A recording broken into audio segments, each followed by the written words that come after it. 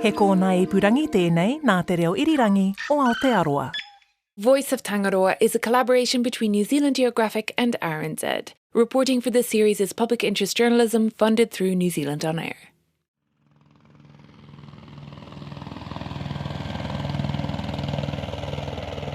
If you are going to eradicate an island and you just forget one rat, it's a failure. I take it personally as a failure. I'm proud to say that I was part of this eradication program. And I would say, I was there bait loading and cooking and removing of rats. And I mean, the aim is that that whole habitat of latte can become better for all those birds. And you'll really start to just feel a density of species around you. So we are finally finishing with our second application, looking towards the future.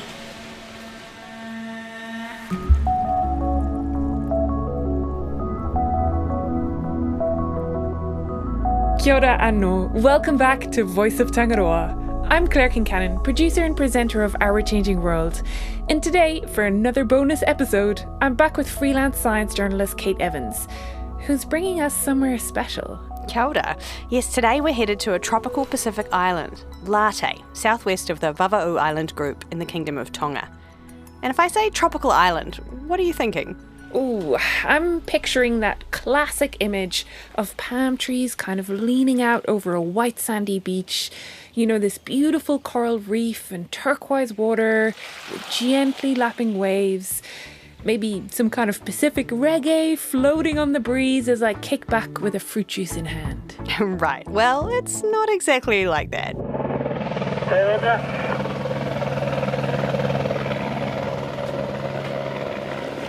Late is one big uninhabited volcano that stretches up from the seafloor with a crater at the top and a jagged, cliffy coastline of dark volcanic rock. And no one is lazing about here. I've joined a passionate team of Tongans, Kiwis and one very organised Frenchman for a hectic 2 days as they try to turn this island into the ultimate paradise for wildlife. Late may not be your dream island, but its isolation, its rich volcanic soils and its wide range of habitats make it a utopia for many of Tonga's native plants and animals. Except for the Polynesian rats, which hopped ashore from waka or sailing ships at some point in the last few hundred years and are causing trouble in paradise. It's more than 9 p.m. We hear nothing here. We are in the middle of the Pacific. Should be a lot of shearwater. We have some shearwaters, but we can imagine some petrel species reproducing here. So, yes, all those species are very impacted by rat. This is Baudouin Desmontiers, who works for the international NGO Island Conservation, and he's project manager for the planned rat eradication. Here we have 2 threatened species on the red list of the IUCN, and one of this is the Tongan whistler, very singing bird. This one is very rare here. I stay for 10 days in April to monitor them. I just saw 3 of them in 10 days. So yes, this bird has a beautiful voice, and it's a small birds with a small eggs, small chicks. Of course, they are predated by rats. This isn't Baudouin's first rodeo. He's been involved in several other pest control and eradication projects on islands across the Pacific and in the French subantarctic islands too. Of course, all the knowledge gained from previous successes or failures feeds into the next attempt. This project involves carpeting Late with toxic bait by dropping it from a helicopter.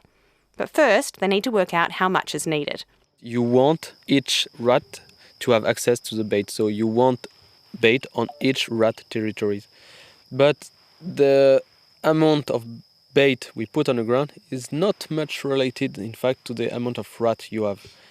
Of course, we are monitoring what is the overall density of rats or on Late. We look for that, but the most important is the non-target species that are bait consumers. And for this kind of tropical island, it's crabs. Land crabs, like hermit crabs, are not sensitive to the rodenticides, so they are not dying at all, but they consume a lot of bait, and more than the rat. So here, for instance, the information the most important initially, and that we use to select the rate of bait we want on the ground, is the amount of land crabs and not the amount of rat. For this project, they're using bradificum, a poison that reduces the blood's ability to clot. It's not nice stuff, but it's effective for taking out rats, and it doesn't harm the island's native animals. They've tested this. They've worked it out at 12 kilograms of bait per hectare. They'll do 2 applications 3 weeks apart, where they spread pellets out evenly over every part of the island. We have 1 month to change the tide. I don't know if we can say it like this.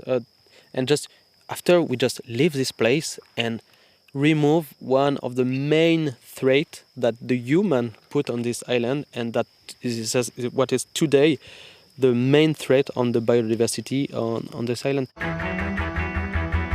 A big goal, a tight window to get it done, a numerous foe, helicopters dropping things from the sky. This is shaping up to be a great action movie. What are the chances for our plucky band of heroes? Slim, tiny, rapidly diminishing? No, they're actually quite good. It's difficult each time, but it's absolutely feasible. And when you are looking rodents, the success rate is very huge. It's around like 70% of the success. And that's the average success rate for all rodents. Mice are actually trickier. So when you focus in on rats, that rate can be above 90%.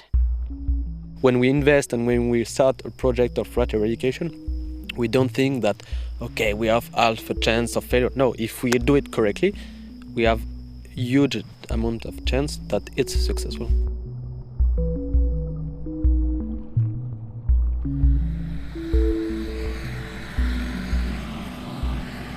Helicopter pilot Davin Mudford shipped his chopper up from Tonga to Tonga especially for this job. At 8 o'clock this morning, he brought the last of the crew over to Latte from Vavau. So we're going to do a half a load to start with. And the reason we're doing that's for a calibration. And then you just fly like straight lines? Yep, dead straight. Yeah. Yep. And with the bucket open, it just falls out? It's on a spinner. Okay. And spreads it around? Spreads it around. So we're running a 45 metre swath. So the buckets are actually sowing at about 100 metres. So we're doing half overlap, what they call half overlap. Okay. Yep. Oh yeah, so they chuck it out across 100 metres and then you... And we just move over 45 metres. So on our last bait run, we worked off this coast here. So we change our angle.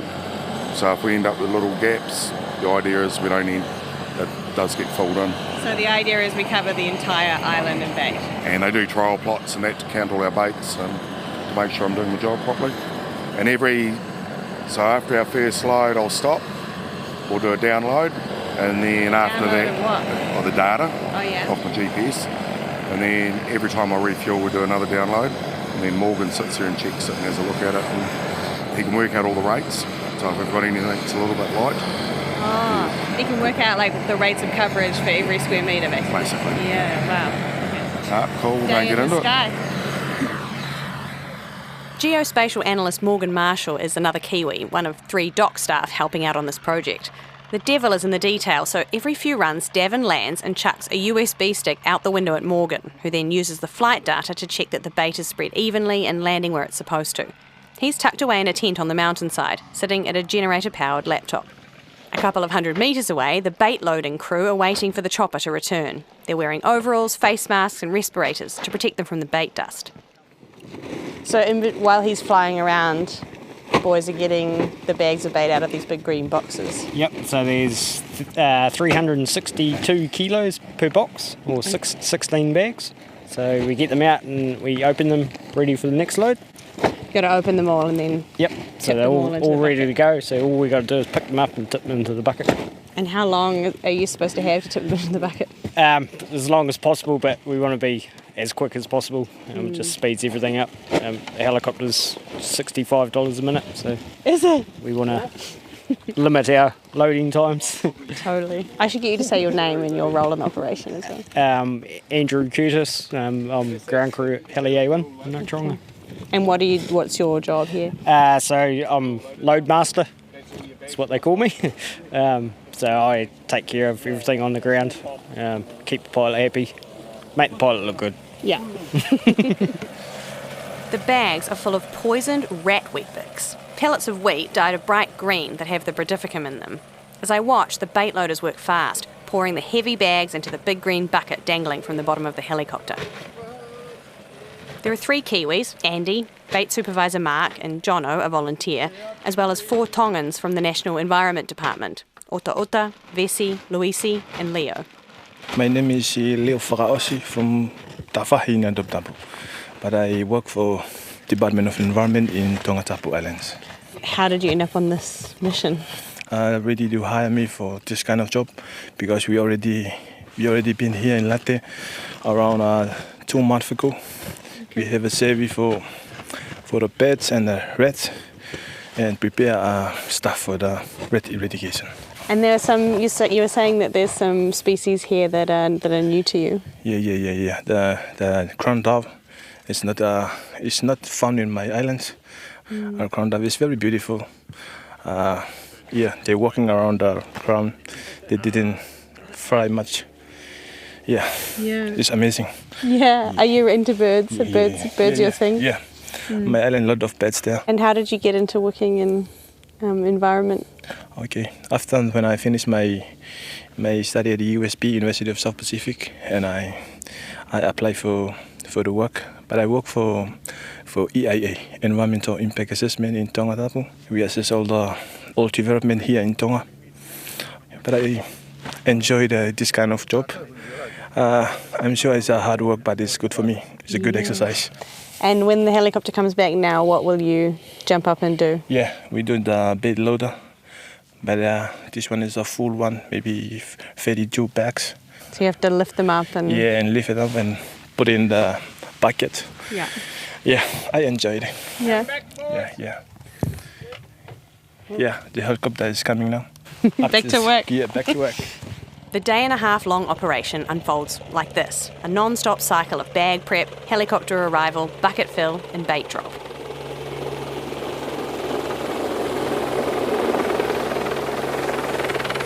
Throughout the day, Morgan continues to look at the GPS data from the helicopter. And out in the bush, there's a second check happening too. We're most of the way up the volcano in kind of the scrubby, open, rocky area sort of around the top of the crater. This is Sasha Roselli, who works for DOC in the National Predator Control Program. There's sort of 2 aspects to this. Because the bait has recently been sown, we're looking to see what the coverage and spread of the bait is on the ground. So we've got these fixed plots set up and I'm counting how many baits has landed in them. There should be about 10 at the rate that we're sowing. And then once that's done, I am putting these little flags on the baits and then we're checking them every day for the next 7 days to see how quickly they are eaten by rats or crabs or anything else, just to make sure that there's enough bait in the environment. Are you sort of ground truthing what Morgan's doing over in the deep? Basically, yeah, just giving us the confidence that, what we're seeing on the GIS is actually what's happening on the ground.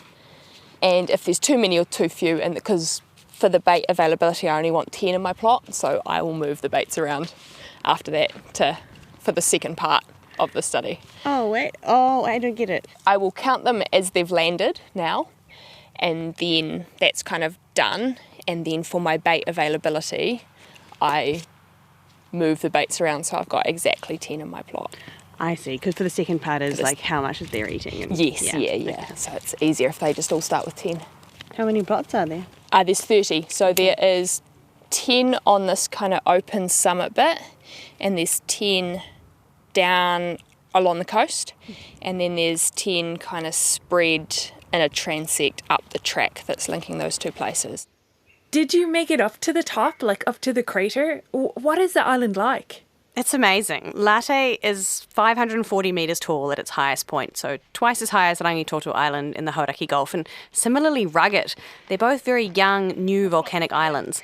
The crater wasn't too far above the work site, but it was a bit of a scramble to get up there. We're at the top. Wow. We're right at the edge of the crater. God, it's a long way down. But once you get there, the view is incredible. We could see steam rising from another active volcano on the horizon, a humpback whale just off the shore, and there were graceful white-tailed tropic birds circling around and around in the crater. Leo or someone would know the story better, but that's Home Reef, and it's a little volcano, and it just like appeared I think it's really new, and you can kind of see it smoking. Yeah, I've been watching it smoke. Yeah, it's been coming and going. And then there's one further away again that Davin can see when he's in the helicopter, and that was smoking the other day as well. Wow, it's so active, eh? Have you heard It's any? crazy. Is this one given any signs of being active? There has been a smell of sulphur around on a few days, but we don't know whether that was from here or from Home Reef or from further afield at all. And there is up on the hill, kind of around to the right of the crater, there are some cracks in the ground that do feel a little bit warm, so we try to avoid them and kind of take a slightly different route. Latte's roughly circular, about 6 kilometres in diameter. Sash's sites are along one transect line that starts up here near the rocky crater and tracks straight down the mountain to the sea. It's a 5 or 6 hour return trip on foot, and she's done it every day for the last month. It's embarrassingly not very far. It's only about 4 kilometres down to the coast, but it's pretty steep and it's not a very well cut track, so it takes probably an hour and a half. So for the monitoring, I head off in the morning and I basically walk down that track to the coast, checking all the baits on the way down, do a wee loop around the ones at the bottom, walk a couple of hours back up, and then come up the top and do these ones. So yeah, it's not very many kilometres, but it does take an entire day. But you are climbing, up and down a volcano yeah. every day. Yeah, we'll claim that. And sometimes it's really hot when the sun comes out. And it's a bit of a slog back up the hill. Yeah, it's not a desk job though. No, and usually I do have a desk job, so it's been a little bit of a change. Yeah, it's been really nice to get back outside. I used to do more field work than I do now. Okay. But it's been a shock to the system here. Do you feel fit now? No. Still not? No, it's still very difficult. Further down, we enter the forest. It's suddenly shady. There are tangled vines, fallen logs. It's not easy moving around in here. It's home to lots of tropical birds I've never heard before. We can hear a few chirping away. But it could be louder.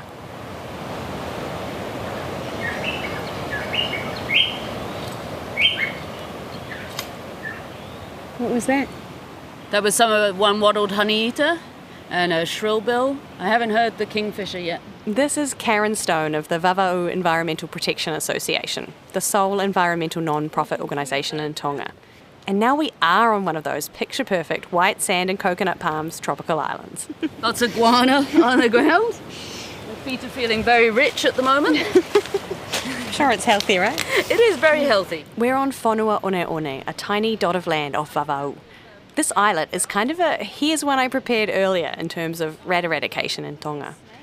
Karen is British but has lived in Vava'u for 18 years. She founded the non-profit with 6 Tongans in 2009, and in 2016 she helped to spread rat bait here on this island by hand. Since then, her team and government staff have visited each year to check, and so far so good. Lots of seedlings coming up too. Lots of seedlings coming up. That's a good sign that it's still doing very well on this island. Again, when you have rat presence, there's very little canopy and undergrowth going on. And do rats eat the sort of young plants as well? Rats can eat the seeds. Oh, the seeds, yeah. It's not a huge area, is it? Like you can almost see through the trees the light coming through on the other side of the island. And so we're quite close to the western side of the island. You can see the birds flying up in the canopy. Canopy is quite high here. It's 15 metres. So it's a very tall forest. You can see 1 or 2 coconut trees, and actually we can wander over to the coconut trees and just do a check and see that the nuts are not being eaten.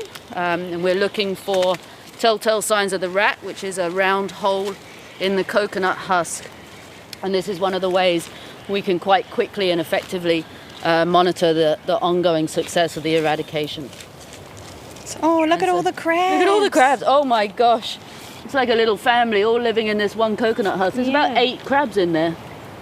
Sort of hurrying away from us. Yeah. I don't blame them. Some of them are playing dead and some of them are running away. Some of them are like, I give up. You see how big they are? Yeah, look and at so them. much bigger than a normal hermit crab. Yeah. And so they'll get to a certain stage and they'll actually come out of their shell and they'll start living as a full coconut crab outside the shell.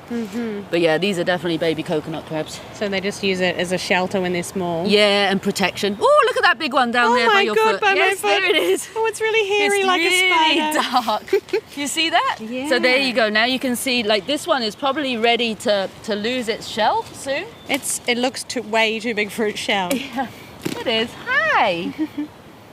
And you see the difference in colour and all the hairs on its legs. Yeah. Okay?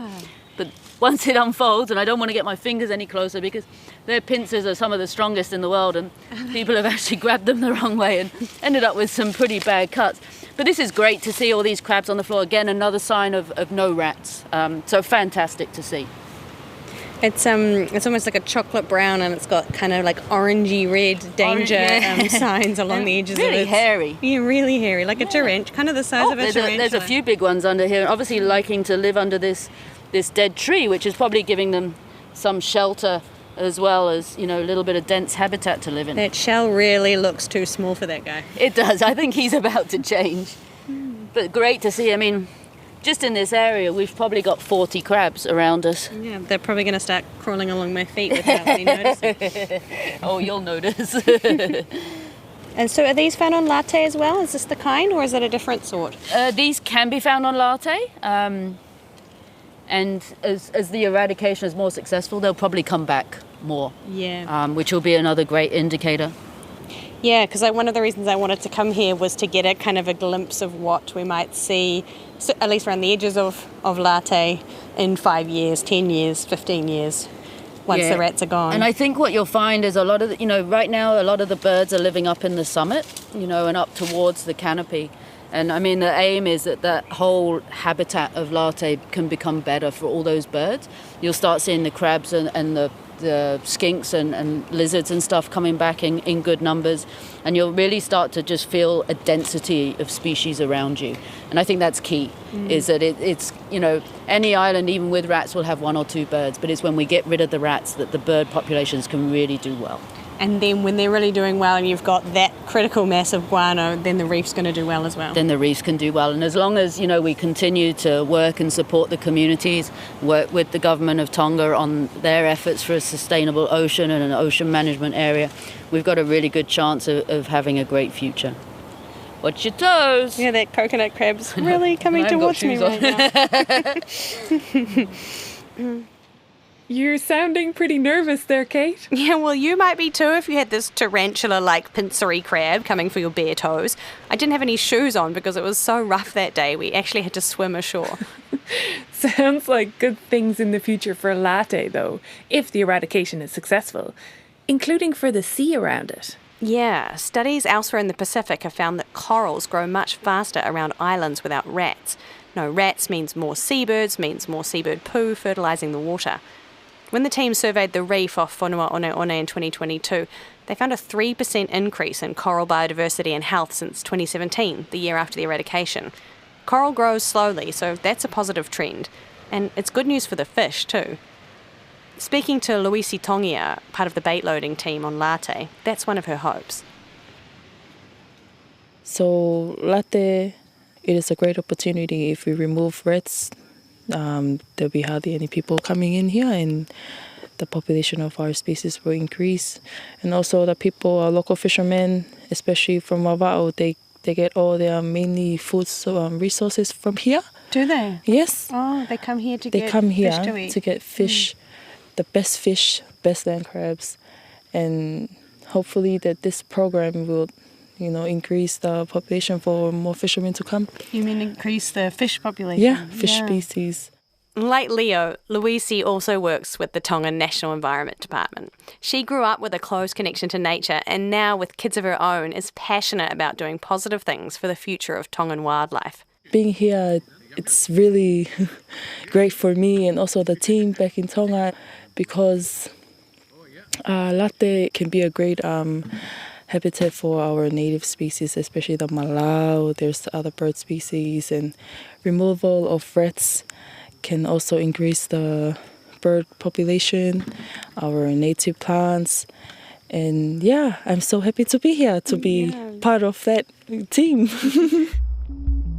The malau is a type of megapode, a very cool turkey-ish bird with stocky yellow legs. This particular species is only found in Tonga, where it has a really unusual way of incubating its eggs. Instead of sitting on them, it outsources the job to the warm soils of the many active volcanoes in this region.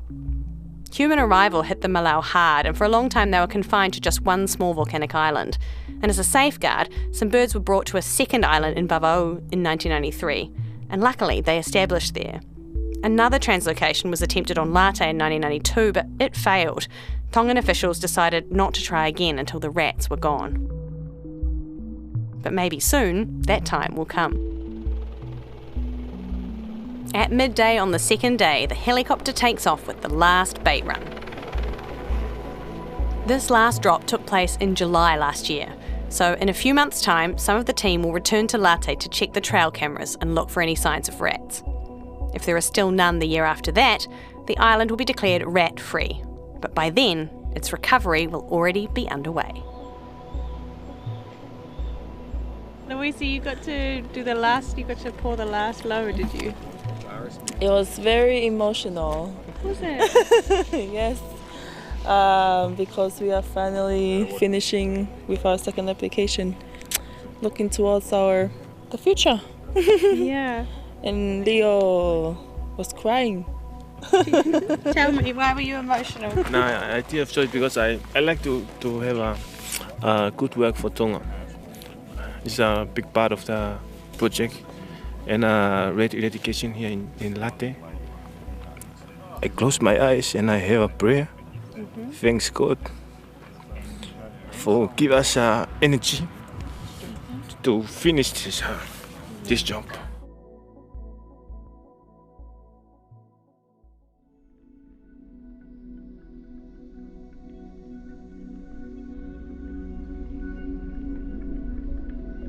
This episode was researched and reported by Kate Evans. Thanks to the people featured in this episode: Baudouin de Montier, Davin Mudford, Andrew Curtis, Sasha Roselli, Cosilio Fakaosi, Loisi Tongia, and Karen Stone. Voice of Tangaroa is a joint production between RNZ's Our Changing World and New Zealand Geographic. New Zealand Geographic reporting on the Voice of Tangaroa is public interest journalism funded through New Zealand On Air. You can learn more and read the articles for free at nzgeo.com/seas. Travel costs for this story were supported by the Pacific Regional Invasive Species Management Support Service. This episode was produced by Kate Evans and me, Claire Kincannon, with help from Ellen Rikers and Brianna Juritich. Thanks to senior producer Phil Vine for editing help. Sound engineering was by William Saunders, and executive producers are Tim Watkin of RNZ and James Frankham of New Zealand Geographic. Original music for this series was created by the Wellington-based group Grains. You can find them on Spotify. This is the last of our Voice of Tangaroa series. I hope you enjoyed it. If you have feedback for us, you can email ourchangingworld@rnz.co.nz. Please do continue to share the word about the series. Tell your friends and family. Tēnā koe I whakarongo mai. Thanks so much for listening. Ko Claire Kincannon aho, mā te wā.